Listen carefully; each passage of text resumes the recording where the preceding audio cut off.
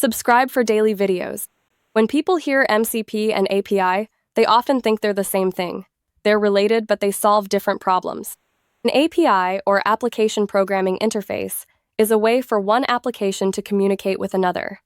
If an app wants weather data, payment processing, or user information, it sends a request to an API and gets a response. APIs are designed for direct communication between software systems. Now, let's talk about MCP, which stands for Model Context Protocol. Think of MCP as a universal connector for AI models.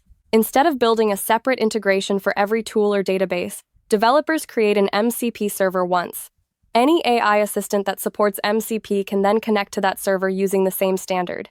Here's a simple example. Without MCP, if you want your AI assistant to access Google Drive, Slack, GitHub, and a database, you'd typically need separate integrations for each service. With MCP, those services expose an MCP server, and the AI can interact with all of them through one consistent protocol. The AI doesn't need to learn a different integration for every tool. So, what's the key difference?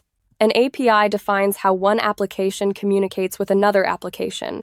An MCP defines how AI models communicate with tools, data sources, and external services in a standardized way. You can think of it like this. APIs are the doors to individual services. MCP is the universal key that lets AI assistants open many different doors using the same approach. The important thing to remember is that MCP doesn't replace APIs. In fact, many MCP servers use existing APIs behind the scenes. MCP simply provides a common interface, so AI models can work with those APIs more efficiently.